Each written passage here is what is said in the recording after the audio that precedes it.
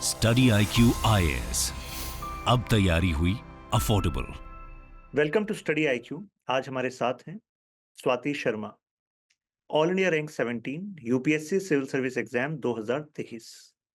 आपका optional political science international relations है। बहुत ही इंस्पायरिंग जर्नी है स्वाति की।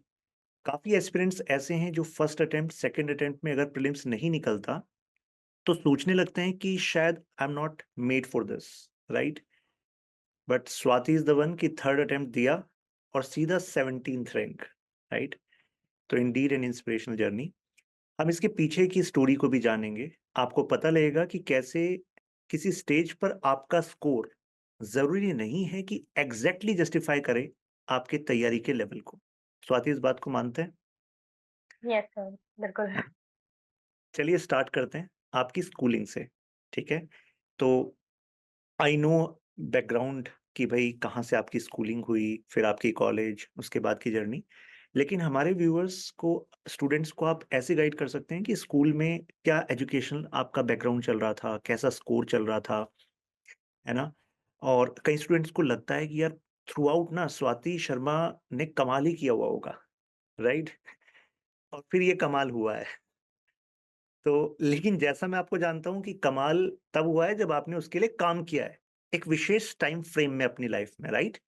तो चलिए वहीं से स्टार्ट करते हैं, स्कूलिंग से। तो कैसी स्टूडेंट थी स्वाति? मीन्स स्टार्टिंग में तो क्योंकि पापा मेरे डिफेंस में थे, तो आर्मी पब्लिक स्कूल से मेरी क्लास 1 टू 10th तक मेरी स्कूलिंग वहीं से हुई है। स्कूल का एक बहुत इम्पोर्टेंट रोल था बिकॉज़ एक डिसिप्लिन्ड बैकग्राउंड मिला मुझे और उस टाइम पे स्कोर्स बहुत मैटर करते थे मेरे लिए स्टार्टिंग से ही। तो अगर मेरी रैंक 2 से रैंक 3 भी होती थी, तो मैं घर आके रोने लगती थी कि मम्मी 3rd आई हूँ इस बार। तो मेरे मम्मी-पापा का तब आई थिंक इम्पोर्टेंट ये था कि रादर दैन थिंकिंग कि तुम 3rd आई हो, 3rd क्यों आई हो, उस पे फोकस करो। तो वो वाली चीज़ आई थिंक मेरे में बचपन से ही थी ड्यू टू माय पेरेंट्स कि ये मत सोचो कितने मार्क्स आ रहे हैं, तुम्हारे इंटरेस्ट किसमें है और तुम उसको कैसे इम्प्रूव कर सकती हो। रैंक 1 आना है, तो कैसे उसको ठीक करना है। आई थिंक वो चीज़ थी जो अलग थी। हुँ, कॉम्पिटिटिव मीन्स आप शुरुआत से थी। 10th के बाद हुँ। आई थिंक 11th-12th के लिए आप झारखंड आ गई थी, इससे पहले आप वेस्ट बंगाल में थी। तो 11th-12th कैसा रहा? तो 11th-12th में जमशेदपुर इसलिए आ गए थे हम बिकॉज़ मेरे पापा का रिटायरमेंट हो गया था, तो फिर हम हुँ, परमानेंटली यहीं शिफ्ट हो गए हैं, हुँ, बिकॉज़ ये हुँ, मेरा होम टाउन है। हुँ, तो 11th-12th में भी सेम स्कोर रहा था, मतलब अपने 12th में मैं अपनी ह्यूमैनिटीज़ की टॉपर थी। तो हुँ, वो वाला इंस्टिंक्ट तो स्टार्टिंग से था और आई थिंक इसके बाद जब आप सीएसई में फेलियर देखते हो ना, तब वो जो हिट करता है वो बहुत अजीब-सी फीलिंग होती है कि जब स्टार्टिंग से सब अच्छा चल रहा है, तो अब क्यों हो रहा है ऐसा? हुँ, हुँ, हुँ, हुँ। वो एक फीलिंग होती है कि यूनिवर्सिटी स्कूल में टॉपर थे, तो यानी कि यहाँ पर भी होना ही चाहिए था, फिर ऐसा क्यों हो रहा है? Got it. तो आपने ह्यूमैनिटीज़ इसी वजह से ली थी कि अल्टीमेटली आपको सिविल सर्विसेज़ में जाना है? दूसरा इनिशियली मेरे को लॉ करने का बहुत ज़्यादा मन था। मुझे था कि मैं हुँ, लॉ करके आर्मी में जाऊँ, बट हुँ, फिर बाद में मेरे स्कूल के टीचर्स ने मुझे इस एग्ज़ाम के बारे में बताया था। उसके बाद हुँ। फिर मैं इस तरफ आई थी। लॉ करके आर्मी में क्यों जाना था? आर्मी में जाना था बिकॉज़ लॉ मेरे आई थिंक इंटरेस्ट की वज़ह से था और आर्मी में इसलिए जाना था क्योंकि पापा का थोड़ा ये था तो वो एक हिट हुँ, करता है हुँ, कि ठीक है, हम भी एक सर्विस टू द नेशन वाली फीलिंग, हुँ, उस हुँ, चीज़ की वज़ह से। हुँ। तो अ, जो आपका सिलेबस है इसकी तैयारी, सिविल सर्विस एग्ज़ाम की प्रॉपर तैयारी आपने कब से स्टार्ट करी? और लगभग कितना टाइम लगा होगा आपको एक बार सिलेबस को कंप्लीट करने में? सर कॉलेज के दौरान मैंने अपनी एनसीईआरटीज़ पढ़ना स्टार्ट कर दिया था from hmm, my second year onwards. तो वो बस बट वो कंसिस्टेंट नहीं था, वो था कि बस एनसीईआरटी उठा रहे हैं, पढ़ रहे हैं रैंडम, बट वो स्टार्ट हो गई थी। Exact hmm, preparation I would say कि 2020 के मिड में स्टार्ट हुई थी जब कोविड आया। मैंने हुँ, अपनी ग्रेजुएशन के बाद ये सोचा था कि मैं मास्टर्स कर लेती हूँ। बाय हुँ, हुँ, चांस अगर सीएसई नहीं हुआ तो फिर I think there should be an option जिससे हम दूसरा कुछ कंसिडर कर सकें। हुँ, तो हुँ, उस वजह से बट फिर कोविड आ गया तो मम्मी ने बोला यही स्टार्ट कर दो रादर दैन तुम कहीं और जाओगी पढ़ने, क्या पता यही प्रिपरेशन तुम्हारी काम आ जाए। तो उस वजह से प्रिपरेशन स्टार्ट की थी। तो फर्स्ट अटेम्प्ट 21 में हुआ था तो हार्डली 6 टू 7 मंथ से प्रिपेयर कर रही थी मैं। तो वो अटेम्प्ट तो बहुत खराब गया था बट आई कैन से कि उसके बाद जो सेकंड अटेम्प्ट के लिए तैयारी की थी, उस समय तक मेरा प्रीलिम्स का आई थिंक मैंने काफ़ी कुछ कर लिया था और मेंस का भी ऑप्शनल और मेंस के नोट्स एक बार तो बन चुके थे। हुँ, प्लस सीसैट का इश्यू था कि सीसैट 2 महीने पहले आई थॉट हो जाएगा because CSAT I think with coming years बहुत अनप्रेडिक्टेबल और बहुत टफ होते जा रहा है। तो उस समय के लिए मुझे ये लगा था कि आई थिंक पीवाईक्यूज़ कर लूँगी तो हो जाएगा। सेकंड अटेम्प्ट में फिर सीसैट का पेपर नहीं क्लियर हुआ था, देन आई थॉट कि अच्छा अब सीसैट पे भी मेहनत करने की ज़रूरत है। हुँ, हुँ। जब से एग्ज़ाम का पैटर्न चेंज हुआ था प्रीलिम्स लेवल पे और मेंस लेवल पे 2014 ऑनवर्ड्स की हम बात करें, तो कई सालों तक ऐसा ही था कि सीसेट अगर आपने पीवाईक्यूज़ कर लिए, कुछ प्रैक्टिस आपने कर ली तो सीसेट हो जाता था। ये बिल्कुल सही बात की कि कुछ लेवल में चेंज आया स्पेशली लास्ट ईयर, राइट? और आपने कहा कि आपने मेंस के अपने नोट्स बनाए, तो नोट्स पर थोड़ा और ज़्यादा फ़ोकस करेंगे? कैसे नोट्स बनाए, शॉर्ट नोट्स बनाए, डिटेल नोट्स बनाए? नोट्स बनाने में स्टार्टिंग में क्या चैलेंजेज़ आ रहे थे? क्योंकि शुरुआत में तो ऐसा लगता है कि सब कुछ इम्पोर्टेंट है, सब कुछ लिख लेते हैं और सब कुछ लिखने बैठ जाते हैं तो ऐसा लगता है कि हमने पूरे दिन में करा ही क्या है, केवल यही चीज़ें लिखी हैं। तो इस पर थोड़ा स्पेसिफ़ाई करेंगे स्टूडेंट्स के लिए? सर जून में प्रीलिम्स हुआ था 2022 में। उसके बाद पहले तो आई थिंक 21st या 22nd जून को रिज़ल्ट आए थे। उसके बाद से आई वाज़ लाइक मुझे उस साल बहुत होप्स थी खुद से कि आई थिंक मेंस तक तो चली जाऊँगी, बट वो नहीं हुआ तो फिर लगा कि अच्छा ठीक है, कोई बात नहीं अब फिर मेंस की तरफ स्विच करते हैं। तो मैंने जुलाई से अपनी मेंस की प्रिपरेशन स्टार्ट की थी। मैंने स्टार्ट अपने ऑप्शनल और एथिक्स से स्टार्ट किया था। तो हुँ, ऑप्शनल के लिए मैंने एक इंस्टीट्यूट के नोट्स रेफर किए थे as my base and 2-4 books भी मँगा ली थी extra for example OP Gauba political theory की, ये सारी बुक्स मँगा ली थी सो दैट मैं थोड़े अपनी वैल्यू एडिशन कर पाऊँ। हुँ, एथिक्स के लिए मैंने लेक्सिकन की बुक से पढ़ना स्टार्ट किया था और बनाना स्टार्ट किया था। बट ये मैंने देखा कि बुक से नोट्स बनाते-बनाते मेरा अपना एक बुक बन गई थी नोट्स हुँ, की। तो फिर हुँ, पता चला कि अच्छा ये बहुत बल्की होते जा रहा है। Then I changed my strategy in around August. तब मैंने ये किया, तब मैंने जो टॉपर्स रिकमेंड करते हैं कि टॉपिक वाइज़ आपके नोट्स होने चाहिए। तब मैंने एक-एक टॉपिक को उठा के 1 से 2 पेज मैक्सिमम उतने में जितने भी मेरी आंसर्स जितना भी कंटेंट आ पा रहा है, वो मैंने उसके अंदर डालने की कोशिश की। तो ऐसे मैंने जीएस 4 और जीएस 1 को पहले कंप्लीट किया एंड जीएस 3 के जो स्टैटिक पोर्शंस हैं, for example internal security, disaster management, इनको मैंने कंप्लीट किया। फिर उसके बाद अक्टूबर, नवंबर, दिसंबर मैंने सोलली अपने ऑप्शनल को और जीएस 2 की प्रिपरेशन को साथ-साथ चलाया बिकॉज़ हमारा वो ओवरलैप वाला जो है उस वजह से। एडवांटेज आपको मिलता है। हुँ, जी, तो ऐसे प्रिपरेशन की फिर 23 के प्रीलिम्स के लिए मैंने मिड जनवरी या फरवरी से प्रीलिम्स ओरिएंटेड प्रिपरेशन स्टार्ट की थी। हुँ। तो जब आपने फ़ैब के आसपास से प्रीलिम्स ओरिएंटेड करी, तो तब तक आपका जीएस का सिलेबस थ्रू आउट कंप्लीट हो चुका था at least once? Yes sir, in fact मैंने एक-एक आंसर्स भी लिख लिए थे बिकॉज़ मैंने एक online daily answer writing program join किया था, हुँ, जिसमें हुँ, मैं हुँ, टॉपिक वाइज़ वो देते थे, तो जो हुँ, पीवाईक्यू है, मैं सिर्फ पर्टिकुलरली वो लिख के सेंड करती थी ताकि पीवाईक्यूज़ इवैल्यूएट हो जाए। हुँ, हुँ, हुँ। तो यानी कि ये नोट करने वाली बात है कि आपको टॉपिक वाइज़ अपने कुछ क्रिस्प नोट्स आपके पास होने चाहिए, 1 से 2 पेज, जो आप आसानी से मैनेज कर सकें। अ, एक और चैलेंज होता है कि जैसे आपके डायनामिक पार्ट है, तो उसमें करंट अफेयर्स के नोट्स स्टूडेंट्स अलग से बनाने लग जाते हैं और वो अपने आप में बल्की हो जाते हैं। हालाँकि वी ऑल नो कि दैट स्टैटिक को डायनामिक के साथ कनेक्ट करना चाहिए। लेकिन जैसे स्टूडेंट्स शुरू करते हैं ना, तो कई लोगों को समझ नहीं बन पाती कि एक्चुअली हमें कैसे कनेक्ट करना है। ये वर्ड बहुत आसान है, कनेक्ट करना है, ऐड करना है। क्या करें ऐड और कहाँ-कहाँ इसका यूसेज होगा, राइट? तो it's a valid valid problem statement among aspirants. तो आपने इसको कैसे रिकॉग्नाइज़ किया और किस स्टेज पर किया? तो आई थिंक ये चीज़ हमें न्यूज़पेपर रीडिंग से पता चलती है, हुँ, सबसे पहले तो। उसके बाद मैंने इस चीज़ के लिए एवरनोट का यूज़ किया था। हुँ, आई थिंक मैंने एवरनोट पे हर टॉपिक के लिए एक-एक नोटबुक बना ली थी कि मुझे अगर उससे कोई भी कंटेंट मुझे लग रहा है कि इम्पोर्टेंट है, फॉर एग्ज़ाम्पल अर्थक्वेक आया है कहीं, तो अर्थक्वेक वी नो कि हमारे क्या अर्थक्वेक क्या होता है, कॉजेज़, इम्प्लिकेशंस, ये हम पढ़ लेंगे। बट जब हम चीज़ें एग्ज़ाम्पल्स के थ्रू कोड लिखते हैं अपने आंसर में, तो वो आई थिंक एक अलग एस्पेक्ट देता है। ये हुँ, चीज़ स्पेशली मैंने एस्से के लिए और एथिक्स के लिए और ऑप्शन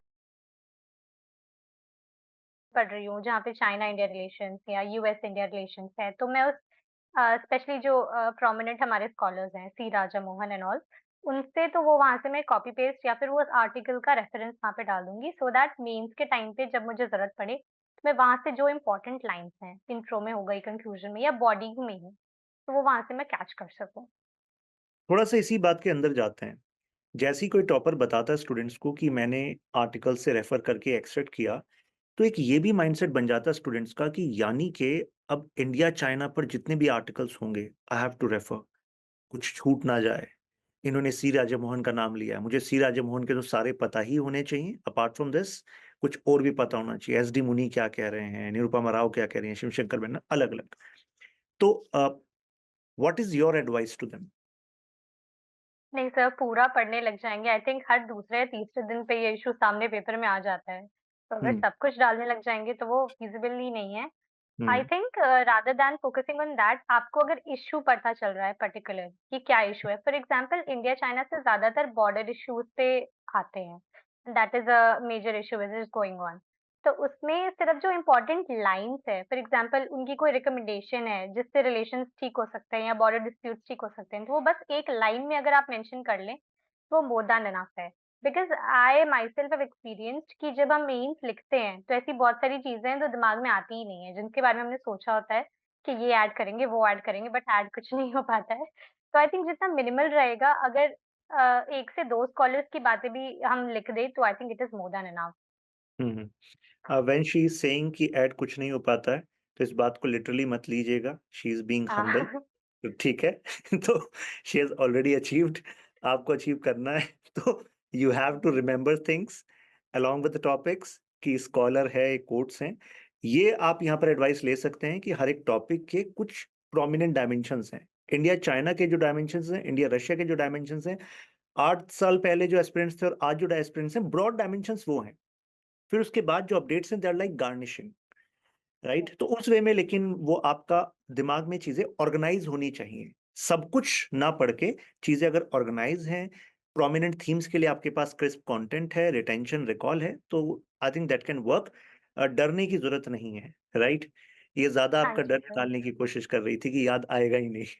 नहीं याद नहीं रखना सर, होगा आपको। याद तो चीज़ है या हाँ, मतलब अगर हम ये सोचेंगे कि हम हर स्कॉलर को याद रख पाएँ, तो दैट हाँ, is not possible. Yes, yes, yes. 1 से 2 स्कॉलर्स बहुत हैं।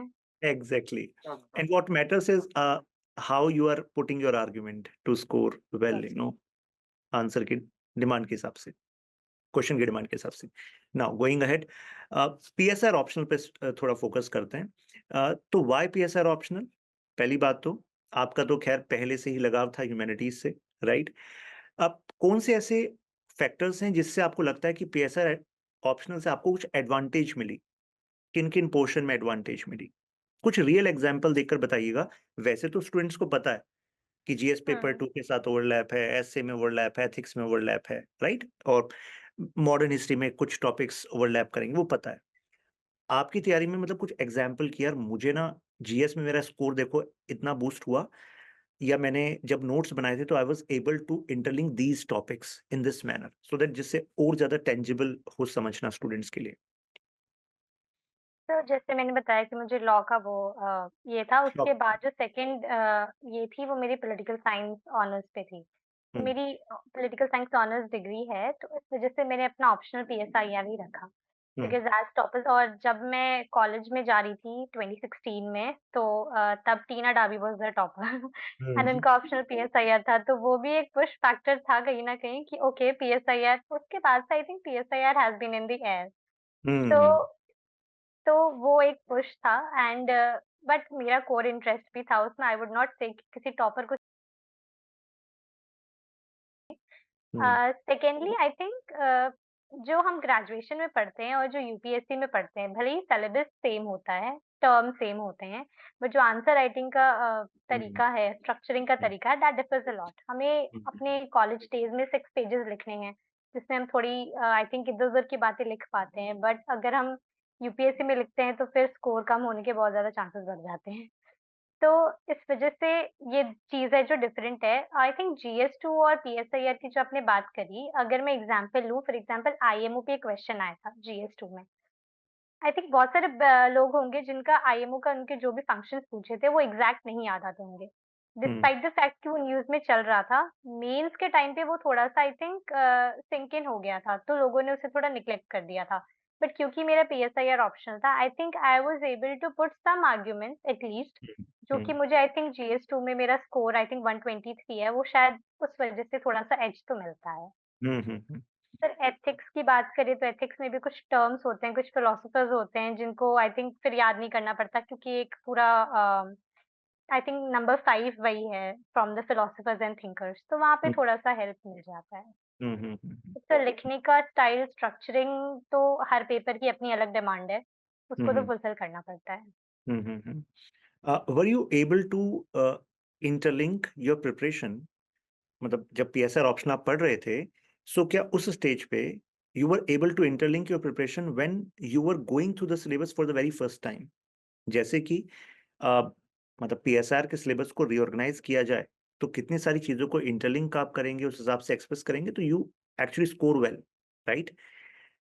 आइडियोलॉजीज़ को आपने एक जगह पर पढ़ा, आप उसको जगह-जगह पर यूज़ कर सकते हैं, ऐसा।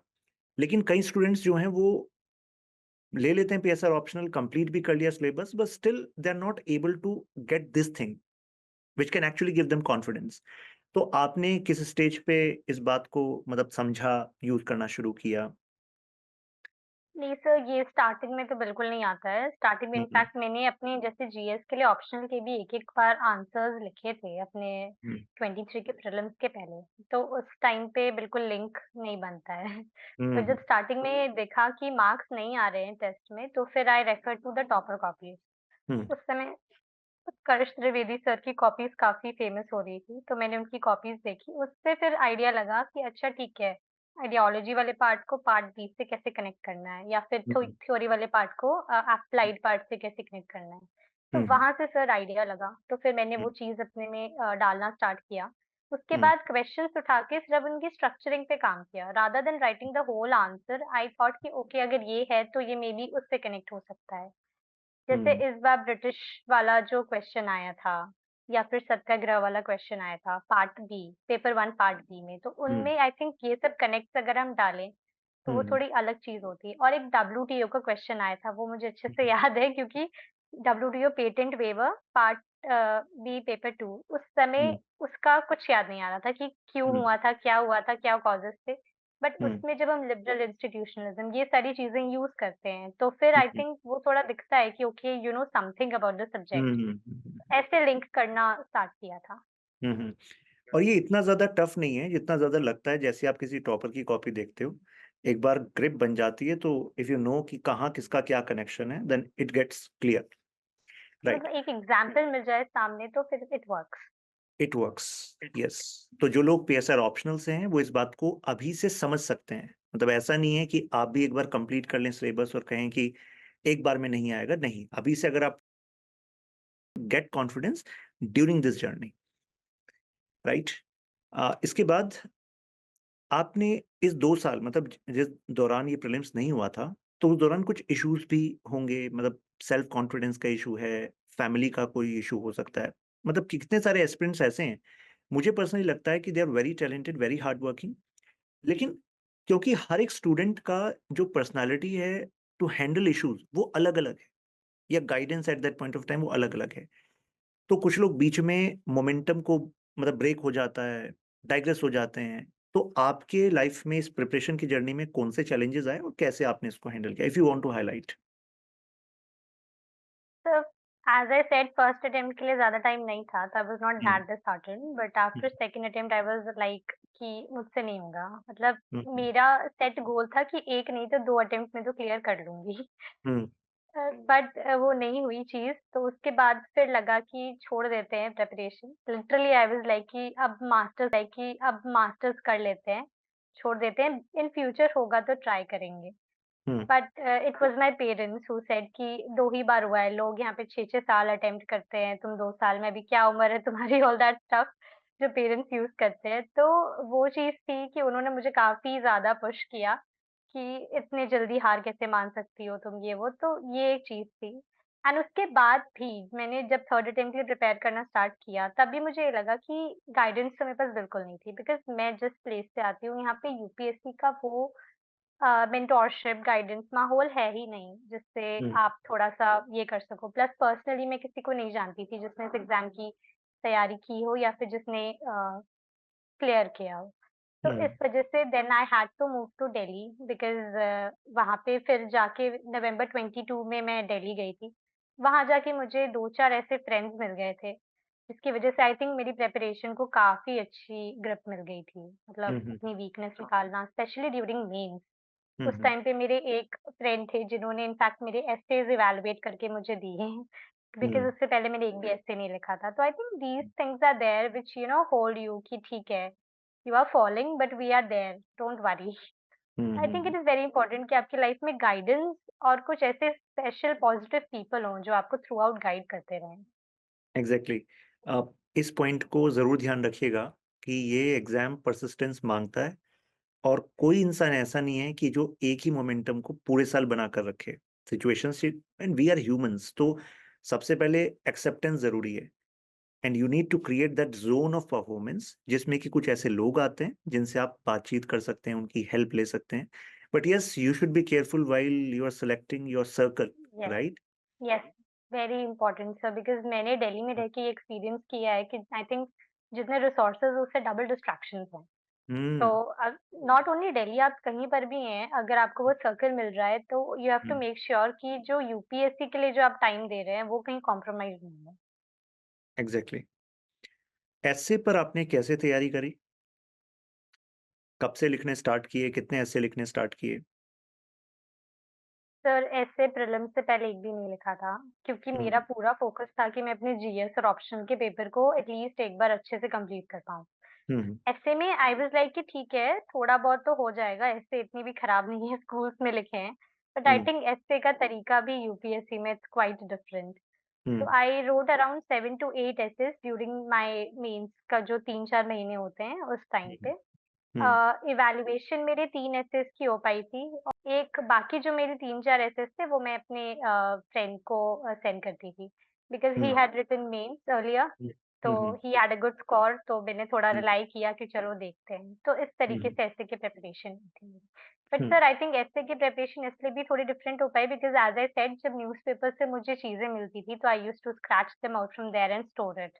तो मैंने हुँ, उनको फिर अपने उस टाइम पे यूज़ किया, यूटिलाइज़ किया। बाकी कुछ टॉपर्स के एसेज़ पढ़े, कुछ नहीं आई थिंक हुँ, बहुत एसेज़ पढ़े थे उस टाइम पे क्योंकि हुँ, मेरे आंसर में ऐसे में फ्लो नहीं आ पाता था।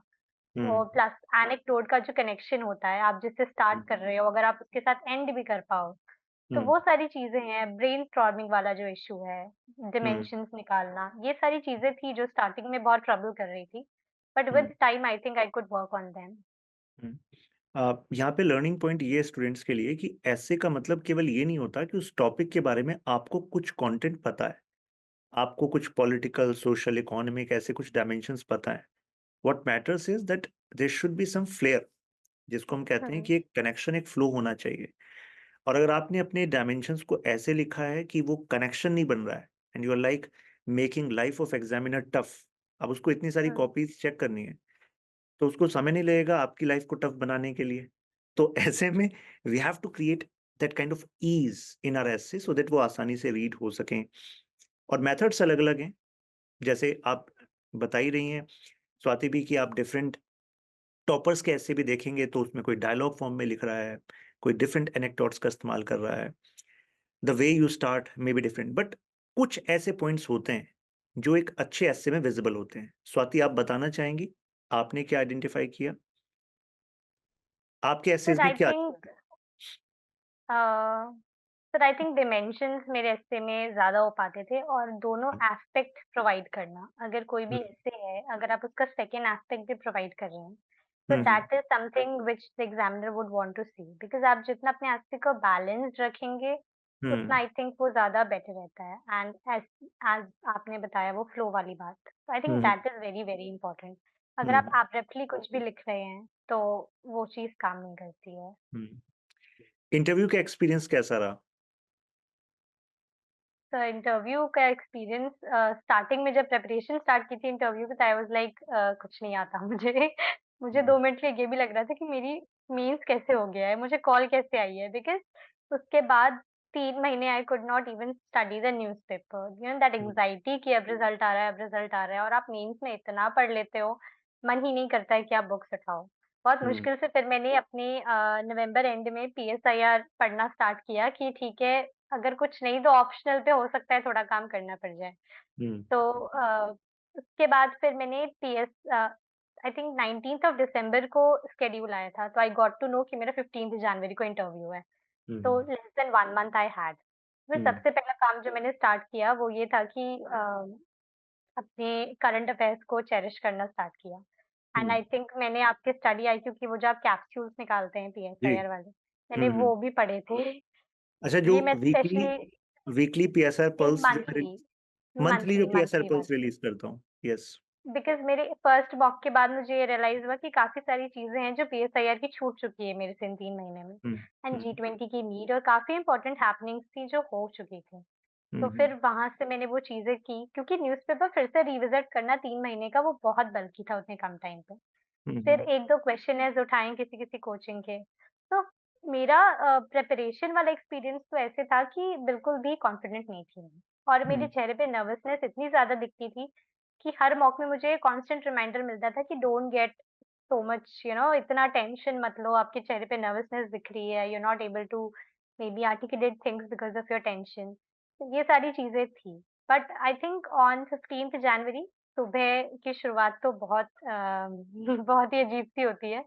मतलब गले से कुछ भी उतरा नहीं उस दिन मेरे। उसके बाद फिर जब वहाँ गए, आई थिंक वहाँ पे जो हमारा सर्कल था, मेरा सुमन शर्मा मैम का बोर्ड था।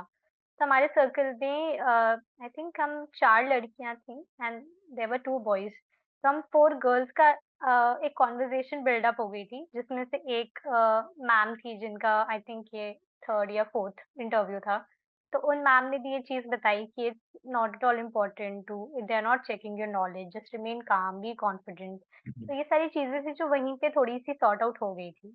हुँ, हुँ, देन जब मेरी कॉल आई कि मतलब आई आई वाज़ कॉल्ड, उसके बाद when I was walking by, तो तब लगा ठीक है, नर्वस तो नहीं दिखना है, बाकी जो होगा देख लेंगे। बट वहाँ अंदर जाके they are very you know nice people, they listen to you very, very, very calmly, मतलब दे लेट यू आंसर। अगर मुझे इनफैक्ट फ्रांस का एक क्वेश्चन था जो नहीं आता था, तो मुझे लगा कि मेरा ऑप्शनल मुझे नहीं आता है। तो हुँ, उस समय डर लग रहा था, बट आई ट्राइड कि ठीक है चेहरे पे ना दिखे, जो मुझे नहीं आ रहा था आई ऑनेस्टली सेड कि sorry I do not know. I think they reward you for this rather than you know hmm, taking advantage and cutting your marks. तो ये सारी चीज़ें थी जो इंटरव्यू में आई थिंक बहुत अलग थी from the मॉक्स and the real UPSC interview. But um, sir mock का एक फ़ायदा हो गया था मुझे कि मुझे ये पता चल गया था कि ठीक है आई गेट नर्वस, तो मुझे वो नहीं होना है। तो हुँ, मॉक्स की बहुत इम्पोर्टेंट यूटिलिटी है कि आप उसको अगर इम्प्लीमेंट कर पा रहे हो ऑन द डे, तो hmm, it will benefit you. Exactly. So ultimately वो नॉलेज नहीं चेक कर रहे, वो आपका the way you are handling the questions, आपके रिस्पॉन्स से और जिन शब्दों का आप चुनाव करते हैं, उनसे पता लग जाता है कि आपकी क्लैरिटी क्या है about the issue. And when I am saying about the issue, I am talking about your perspective, your personality. Swati ने बीच में ज़िक्र किया कि she referred to that PSR capsule, वो पीएसआर कैप्सूल एक्चुअली वो पीएसआर पल्स है। So that is like monthly magazine that I release for PSR optional students. तो वो जो स्टूडेंट्स बैच में भी नहीं है, वो भी अगर केवल गूगल करेंगे तो उनको वेबसाइट से मिल जाती है, वो डाउनलोड करके रेफर कर सकते हैं। Now finally you are in service, अब तो ट्रेनिंग स्टार्ट होने वाली है, तो जो सोचा था वो हासिल हो गया है, राइट? इसके बाद क्या? कुछ आ रहा है दिमाग सर में? इसके फिर इसके बाद आई थिंक स्टार्टिंग से ही मुझे ये था, बिकॉज़ मैंने I think best of both worlds वाली बात है वो एन्जॉय की है, क्योंकि मैंने कैंटोनमेंट वाली लाइफ़ भी जी है एंड हुँ, मैंने यहाँ पे एक सिविलियन लाइफ़ भी जी है। तो हुँ, मैं बहुत अच्छे से कंट्रास्ट कर पाती हूँ कि चीज़ों में क्या-क्या इश्यूज़ आते हैं, और झारखंड की कंडीशन आई थिंक इंडिया में वेल नोन है। हुँ, एजुकेशनल ही नहीं, बाकी हेल्थ के पैरामीटर्स और बाकी पैरामीटर्स भी कितने लो हैं। हुँ, हुँ, एमपीआई में इट्स लीस्ट पुअर। तो ये सारी चीज़ें हैं that I would like to work upon, अगर जो गवर्नमेंट की पॉलिसीज़ हैं वही यहाँ तक पहुँच जाए लोगों हुँ, तक।